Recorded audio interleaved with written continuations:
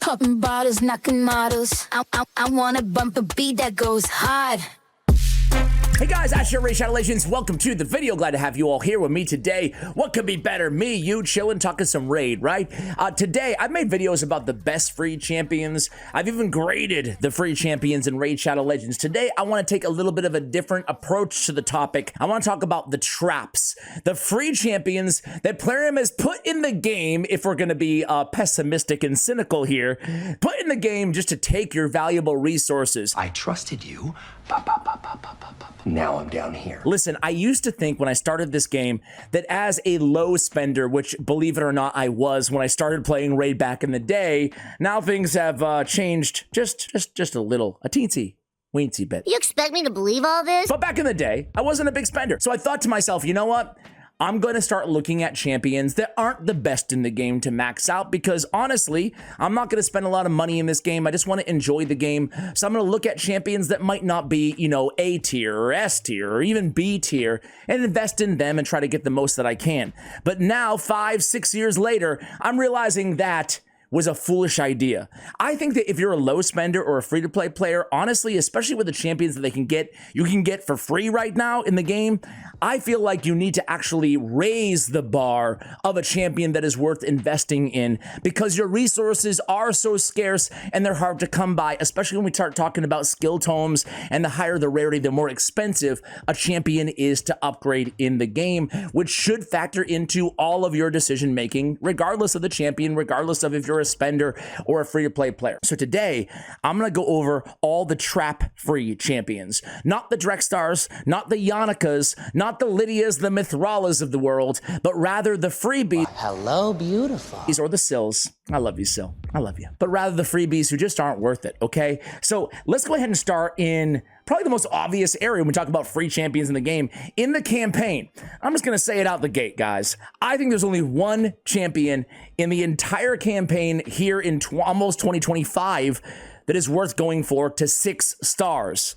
And that is War Maiden. You get her in the Dreadlands. She's still the only rare in the game here, 5-6 years into Raid, that has the AoE decrease defense, as I look at her A2, on her A3 ability. Every new player, to me, should focus on maxing out their starting champion to 6 stars, getting them fully ascended, getting their hands on a War Maiden, doing the same with her to 6 stars, and then focusing on High Khotun as their first epic champion, unless you pull like a god tier epic. So those would be the 3 champions, War Maiden included, that I would focus on as a new player in the game. And she's farmable, just a random or rare drop, but you do enough runs of the Dreadlands, you're going to get your hands on her. Now, with that said, I'd be remiss if I didn't rapid fire all the champions I would take to 50 really quickly here.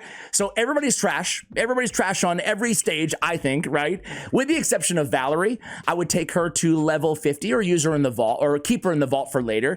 There's Greybeard. I think you could take him to level 50 or level 40 even and get a little bit of viability out of him. He has defense in dungeons as well, which is really nice. Spirit Host, maybe level 40, level 50. She's nice for buff removal. We have stage 6. I would probably pick up an Eris, but I would just probably keep her in the vault. I wouldn't even build her right away because she's a very good champion, especially for clan boss. You might need her, later down the line, right? We have stage 9. Stage 9 actually has a lot of good ones other than just War Maiden. Berserker, I kind of like him. He's got a double AoE attack. I would keep him in the vault though. I wouldn't invest in him early on. Shield Guard's an uncommon. He's relatively easy to max out. He's defense based. He has a nice A2 ability on a 2-turn cooldown AoE. I'd take him to level 50, especially for faction wars. You don't have to do it right away, but I would definitely hold on to that uncommon champion. Thank you. On stage 10, we have Muckstalker. Muckstalker, I would put him in the vault until you're ready to deal with Sand Devil. When you're ready to deal with the Sand Devil dungeon, he's going to be a hard carry with a sleep on a 2-turn cooldown that lasts for 2 turns. Going in at stage 11, I love Executioner, but I probably wouldn't max him out right away. I'd probably take him to level 40, level 50, help out in faction wars. I really like this champion. A lot of damage, decreased speed, decreased turn meter. Really solid in my opinion. And last but not least, Diabolus. Diabolus is stage 12. I'd probably put her in the vault, you know, but if you don't have an apothecary or somebody like that, she does have an increased speed on a 3-turn cooldown if you're not going to invest in High Khotun for some reason. So I think she's worth keep holding on to. Those are my favorites. I'm sure I've missed a couple that you could make an argument you could take to level 40 or level 50 50, but those are my recommendations. Let's jump right into the daily login reward champions, and I'm even going to cover the secret champions that aren't listed, the ones after 271 days, but we actually have to start with the ones that aren't even on there, the two that you get in the very, very beginning of Raid Shadow Legends, and that is Jizzo and Shaman. I actually really like Jizzo. Oh, how the tables have turned. That's right, I said it. I love Jizzo. I love this guy. He's really good for Hydra Clan Boss as a provoker on one of your teams, right? He's got a 2-turn provoke and an extra turn mechanic. A lot of people sleep on this guy, and frankly, he's been very bad for very, very long. But then they introduce things like Magma Dragon, things like Hydra Clan Boss and Head of Decay, which this provoke for 2 turns is very valuable. 2-turn provoke on a 4-turn cooldown, but then, as I said, an extra turn really helps get that provoke up almost all the time. It's a very good provoker, but it's a very niche ability. So I would definitely keep him in the vault. I would definitely work on him slowly but surely. When you're ready for Hydra Clan Boss, you will have him as one of your provokers. I actually think he's a lot better than he used to be. Now, Shaman is the other one that you get in the very beginning of the game for free. Shaman, I gotta be real with you guys, I've never been a huge fan of, but she is a reviver, and revivers can be, it's RNG based. They can be a little bit hard to come by before you get your hands on Scylla the Drakes. So you might want to hold on to Shaman, but I would not max her out. I would not take her beyond level 50, especially in the early game, because eventually you're going to get your hands on much, much better options. But with good base stats and a revive, you can get some utility out of her without even spending any skill tomes. No books, no level 60, but you can still use her. You're going to get her for free, and she does revive at the end of the day. All right, let's go to the official list here, guys. The first champion that you're going to get after those starters, Shaman and Jizzo, is going to be High Katoon. Now, I mentioned her earlier. She's going to be your first free access to increase speed, one of the most important buffs in all of Raid Shadow Legends. And why is she right in front of my face and I don't see her? There she is. She literally is right smack dab in the middle. Hi, Katoon. What's up? How you doing? I'm good. Great. Wonderful. She's very good. She's very good. She has speed in all battles. You can use her as an aura lead everywhere with that great speed aura. You're looking at speed as your aura. You know, when in doubt, go speed. She has a turn meter fill and an increased speed on a 3-turn cooldown. She's worth your books, and she's worth taking to 60. As I said earlier, I would go Kale, War Maiden, and High Katoon. Absolutely worth your 6 stars. After that, we have Yaga the Insatiable. Talk about a trap champion. Now we're getting into trap neighborhood here, guys. Shaman is a little trap. Don't take her to 60. Don't waste your resources. But Yaga is a big trap. He is absolute trash. Outlaw Monk is just as good, and he's an uncommon that you don't have to use 150 epic skill tomes in. He's a trap. He's trash. Do not invest. You're torturing me. Do you know that? Get into why. I'd be here all day talking about how much that champion sucks. Hey, let's keep it going with the suck. Some people love this champion. Let me have it in the comments below, guys. If you disagree with me, give me a big, fat thumbs down on the video. Give it to me. Slow down, drama queen. But I hate Dark Aethel. I always have. I always have. Sure, if you get a 6-star perfect soul for her, something crazy, put her in god tier gear, she can be halfway decent. But listen, you're going to get better spider options very, very soon if you don't already have them. To me, she is an absolute trap. I don't think she's good, and I think she needs a buff. Do not invest in this trash champion in Dark Aethel. And some people like her. I don't know what's wrong with you guys. I kid, but I don't. All right, next up you get Dark Elhaine. We're not here to talk about the champions I love, so I'll be brief, but I love Dark Elhaine. She's one of my favorite epic nukers in the game, and she's very unique too, so invest in Dark Elhaine. After that, you get the 5th champion, Lordly Legionary. This guy is a trap. He sucks, I hate him, and you can't tell me otherwise. Do not invest. Listen, he could be potentially a Fire Knight champion. Take him to 50, see if you like him. If you're mentally disturbed and you like him, invest. I kid. But I would stay away from Lordly Legionary unless you're looking to spend, I don't know, 6 or 7 or 20 skill tomes on a champion that might help you out a little bit in Fire Knight. I just don't think he's worth it to take certainly to 6 stars. Next is going to be, well, listen, this video is supposed to be about the champions that we don't want to invest in, not the ones that we do. But hey, what's up, Scylla the Drake? She's still a GOAT, by the way. Everybody, I think everybody should still invest in a great healer, a control champion, and a reviver with decreased speed on the A1 as well. Next is going to be, this one's tough for me, guys. It's good old Tanix Hate Flower. So Tanix is, I've got a soft spot for Tanix. She helped me out in a big way through Faction Wars, but truth be told, she probably could have helped me out at level 50. I don't know if a trap is the right word on Tanix. She can do a little bit of healing off that A1, which sometimes a little bit is better than nothing, and I had no options when I used Tanix back in the day. She also has an AoE decreased speed, even though you attack one target, she can place it on everybody, which is really nice. I love decreased speed. But I would probably recommend most players, unless you're really in desperate need of those heals off that A1, those very minor heals off that A1, probably gonna pass on Tanix Hate Flower. She's kind of sort of a trap. I just can't say it. I can't say it, but I'd probably pass. Next up is Grush the Mangler. I love me some Grush, guys. I love this big fella. He's great. He's a good healer. He's got continuous heals, 2 potentially on his A3. Then he's got some damage mitigation on another AoE. He has decent multipliers. One of the hardest hitting defense-based epics out there in the game, along with like a Hoskarul, a couple others out there, Morog maybe. But either way, he can deal some damage, and he can, damage mitigate for your team, and he can heal your team. I like this guy. He's definitely not a trap. So why are we talking about him, Ash? Next up is Vizix after day 270. I'll just say, definitely not a trap. One of the best champions out there, especially for free-to-plays, low spenders. You get a lot out of this kit. You really do. She does a ton. You can put her in a curse set and Hydra even better. I have a whole video out there talking about her in that specific build. I would definitely check it out. Next up is going to be Cleotyrix. Or as I used to say, before you guys corrected me in the comments, Cleopetryx.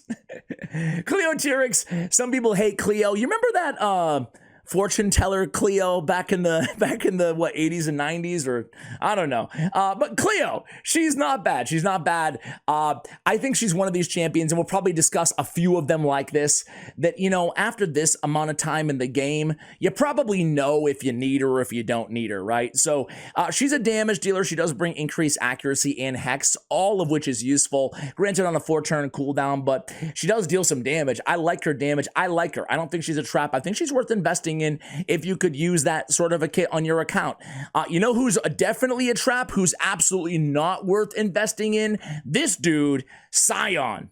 Oh man, this guy looks so cool, but he's not cool at all. He looks like a Star Trek villain or something, Just at risk of offending everybody who's watching right now, I'm a Trekkie, not a Star Wars guy. I mean, I like Star Wars, but I like Star Trek, if I had to choose. Anyway, Sion. I like Next Generation, Voyager, kind of that generation. Maybe the original crew, too. Sion. Sorry, guys, I'm all over the place today. He sucks. He's a trap. Don't invest. He's a damage dealer who doesn't really deal any damage, okay? He cleanses himself. So selfish. Help out the rest of the team while you're at it. While you're busy doing no damage, Sion. Don't invest. Next up is going to be good old Gerda Bogbrew. She's always at the top of the list of the hottest champions in Raid Shadow Legends. Look at those flies. Give me a smooch, Gerda. Mwah. All right. So, Gerda. Beauty is in the eye of the proverbial beholder here with Gerda Bogbrew. Honestly, I had YST on the channel like 2 years ago. Great content creator, part of the Hell Hades crew. And he talked me into Gerda. He's like, I stopped using Bad Alcazar the day that I got Gerda Bogbrew. And I was like, what? Excuse me? Are you on medication right now, YST? But he actually put his money where his mouth is, and he showed me. All his runs, she can solo some content. She's pretty tanky. She got poison. She got heal. She got buff removal. She's not as bad as people say she is, I don't think. So is she a game-breaking, awesome champion that's a no-brainer 6-star? No, certainly not. But you actually can get some utility out of Gerda Bogbrew, and, I stand by that now. All right, next up is going to be Lady Erish. Some people out there are big fans of Lady Erish. They say that she is underrated, that she's worth investing in. Can I find her, by the way? And also, by the way, I am not one of those people. I don't think she's good. In fact, she's right in front of my face. I don't think she's worth investing in. I've never been impressed by her in any way. She has a 20% chance of granting an extra turn, which is interesting, I guess. A little bit of damage, she self-buffs, but I'm not a fan. By the time that you get her, I don't think she's worth it personally, you know? Next up is going to be, somebody who's absolutely worth it. So we'll be quick, but it's Eryx. I love me some Smoke Monster Eryx. Definitely worth investing in. She is not a trap. AoEs all over the place. Nice stun, control, damage, tanky, HP based. Invest with confidence. And then last but not least is Little C's. Best friend of Notorious B.I.G. C's, here he is, Ogryn Epic, and man, I think this guy's pretty underwhelming. Listen, unlike a Scion, he actually can dish out some decent damage. It just takes you about 2 years to get this dude. By the time that you get him, again, you're going to know if you need a damage dealer. I actually invested in him recently, and I have to be real with you guys. The damage was a bit better than I had been expecting on this guy, but, you know, AoE damage dealers, I feel like they're kind of a dime or a dozen a little bit in the game. So personally, I would not recommend you invest in C's, but I could see why you might be tempted by getting a Force Affinity damage dealer that you basically get for free. He does bring some survivability, a Perfect Veil, and a triple hitter as well. Not bad, but I personally would pass. All right, guys, it's time to talk about Rosalind. Rosalind Scarhide, guys. We're going to go into the, I'm not going to talk about Drexthar and Yannica because they're definitely worth investing in. They're both free vis-a-vis the Bazaar and vis-a-vis the Clan Shop through Fragments, excuse me. Listen, I'm going to the fusions, but I've already gotten Rosalind Scarhide. Rosalind, dude, is really good. He's really good. The thing about Rosalind is people misunderstand me. I always talk about how this guy needs a buff, but people think that I think he sucks. He doesn't suck. He's just a permanent fusion in the game. I would love like a little bit of a stat update because he used to be one of the best legendaries out there in the game in 2019, and he's far from that right now, but it doesn't mean you should not invest in him. So I want to clear the air and set the record straight. Rosalind Scarhide is actually good. He still is good to this day. I still want to see that base speed moved up and maybe the cooldown brought down a turn on the A3, but he still has great triple hitters, can help you out in Fire Knight, can help you out basically anywhere against bosses. He brings decreased defense and weaken. I would say almost all players out there, heck, all players should go for Rosalind Scarhide Fusion and then should invest in him, should max him out, right? The other fusion is Broadmaw, who actually got a pretty decent buff, which is really cool. I think that Broadmaw is a little bit more niche than Rosalind. He's not a trap, but he's not a must fuse either or must max. You should fuse him, right? He's one of those 2 random revivers. Every faction has one now. Revive 2 random allies. Also brings it increased speed, increased crit rate. I wish they had made this the big version of increased speed. He is a Void Epic after all, Plarium. Come on, man. I mean, they buffed him, but they didn't fix that. I mean, give him the big version. It's not going to break his kit or anything like that. However, he can be a very competent reviver, especially in Faction Wars. So if you need a reviver, look no further than Broadmaw. If you don't really need a kit like this, well, pass. I don't think he's a trap, but he's not going to be a no-brainer. Hey, I have 2 quick passes for you, and that's going to be Justicar, who's a fusion, the first fusion you do in Arbiter missions. Hard pass, he's not good. And then Relic Keeper. Remember back in 2019 where people, myself included, if you go back, I have a video like, Relic Keeper's pretty fun, guys. He's pretty good. He just keeps going and going and going in campaign. Yeah, now we're in 2024, almost 2025, and he's trash-ola. Do not invest in Relic Keeper. You're wasting your resources. Stay away. Want to go over the Doom Tower champions? Let's go over them, right? Real quick, rapid fire. Archmage Helmet, not a trap. Archmage Helmet is going to be the first champion you get from Doom Tower normal, and he's absolutely worth investing in. He's incredibly good. He does everything, but we're not here to talk about the goodies. Here to talk about the baddies. All right, next up is going to be Akoth the Seared. Akoth the Seared, I'm not a huge fan of Akoth, but I cannot deny his prowess in Spider if you're lacking a burner on your account. So if you're lacking an HP burn for Spider specifically in that dungeon because the chance goes up for each enemy alive, he is worth not only 5 but 6 stars. He really is.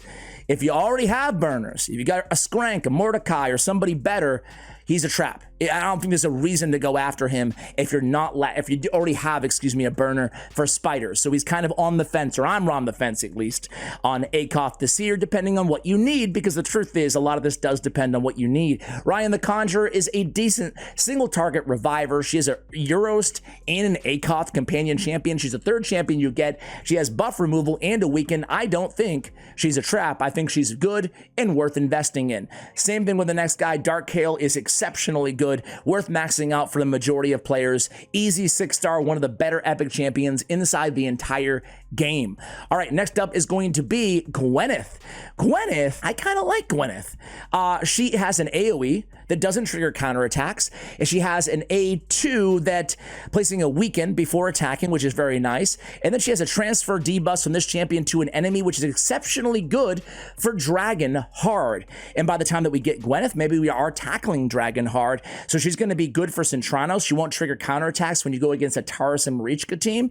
And she'll be great for deflecting or transferring poisons from her back to the dragon inside Dragon's Lair Hard. So if you're at the point where you're tackling Dragon's Lair hard and can use a good damage dealer for the actual dragon because of this A3, I would invest in Gwyneth, and I would consider taking her all the way to level 60. If you already have other poison options, go ahead with a Saltus Dragonbane or a Yumeko or somebody like that. So it depends, but not that bad on Gwyneth. Taya is another really, really solid champion for Dragon Hard yet again. She has a triple hitter on her A2. On the A3, she's instantly activating poisons and HP burns on the target. So again, just like Gwyneth, instead of transferring them, this time she's going to be activating the burns against the dragon. She's not an AoE activator, she's a single target activator, which is all you need against the dragon. So Taya, for Dragon specifically, is going to be worth investing in.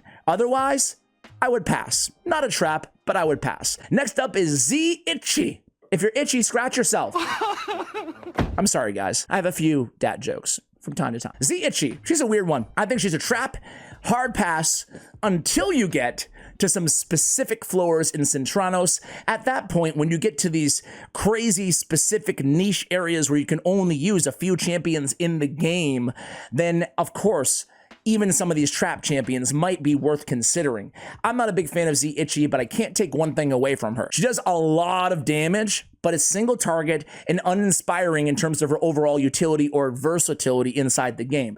So, for Cintranos in the late game, yeah, go ahead and consider it. Other than that, I think she's a trap. I would stay away. Next up is Liburga. So Liburga, or Liburga, I'm not a big fan, especially for a void here. Liburga has a 2 poisons and a poison sensitivity, which is nice if you don't have, I don't know, Frozen Banshee. And increased defense and increased attack is also very good, but it's on a 4-turn cooldown. I think that by the time that you get it, you probably have better options and you probably want to stay away. But honestly, now that I reevaluate this kid, it's not trash. I think this falls into the category, if you need it, you know that you need it. If you're borderline, you probably don't. Probably gonna be a trap. All right, next up is Krakarth. Oh, Krakarth. Krakarth, the last champion, the final prize for Doom Tower. Oh, Krakarth. I even hate your name, Krakarth. She's not good. She's a trap. Stay far, far, far away with one exception. Krakarth in the arena in a bolster set. Increase the value of all shield buffs and all allies by 15% while this champion is alive. She has pretty high HP at 20k. Throw her in a bolster, you're going to get an extra value on that bolster shield, where she can be a decent meat shield. You open up with a revive on death on this champion. You open up, with a strengthen on all allies. You could do a lot worse, but other than that one niche use case, she's a trap. Stay far, far away. All right, let's cover the hard champions. I'm having too much fun with you guys. Let's keep it going. Thea, the Tomb Angel. Man, people love Thea, the Tomb Angel. I've never been a big fan. I'm sorry. I gotta be honest. I think honest is more valuable than pandering on the internet. I wish more people had that opinion. I'd rather you hate me than to lie to you guys. I've never been a big fan of Thea the Tomb Angel. Anybody agree with me out there, or do you all love her? So I don't think she's a trap. She's a nice damage dealer. She does have Hex as well. But I've just never, I know that, potentially she can do some nice damage, and there might be areas where you can absolutely use her on your account, but personally, I'm passing. I think she's a trap for your legendary skill tomes, even though, to be fair, she doesn't take that many.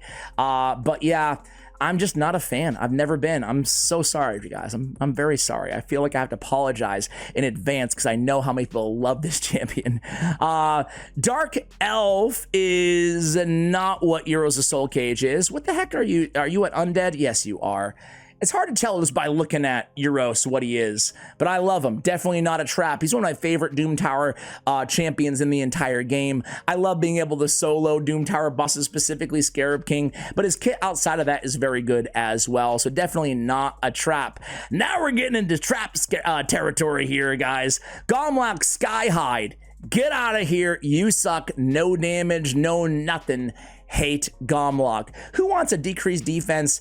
Kind of a conditional, no, it's you got about like a 4-turn cooldown. Spit it out, Ash. Spit it out. 4-turn cooldown, not exciting. No. Come on, man. Not for a guy you have to farm for a long time. Hey, but Varl the Destroyer, the next guy you get, number 4, is not a trap. One of the best Hydra clan boss damage dealers inside the entire game. Do invest, excuse me. Do not hesitate. There we go. Basata.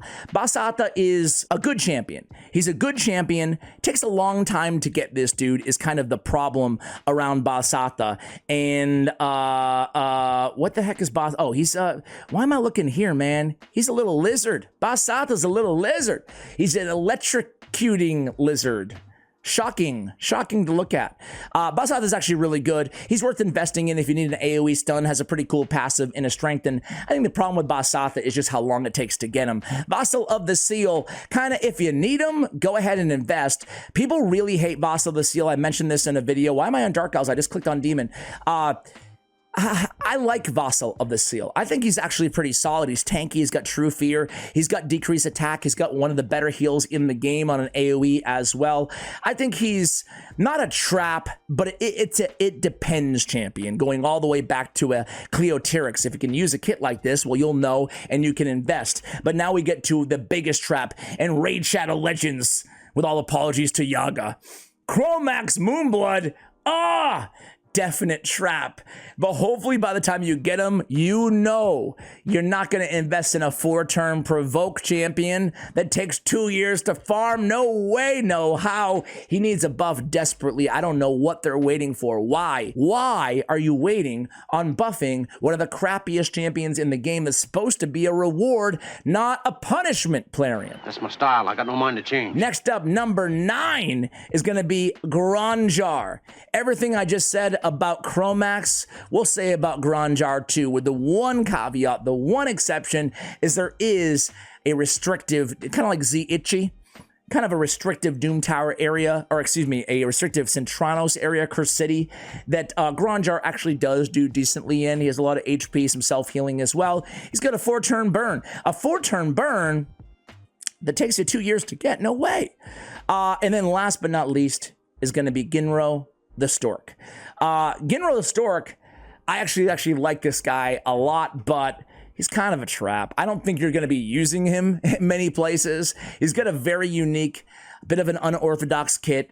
His resistance scales instead of accuracy, which is really cool. But honestly, kind of a trap. You know, I mean, kind of fun to mess around with. In this game, ultimately, and this is how I'll end the video, it's all about fun at the end of the day. So even if you love any of these champions that I said are a trap, take a drink of your apple juice every time that I say trap, and you're going to be staggering out of here in a sugar high. We're going to cap the video there, guys. Did I forget any freebies? Probably. Let me know in the comments below who you agree with, who you disagree with, and who I forgot. Thank you for watching all the way till the end, and as always, take care, guys.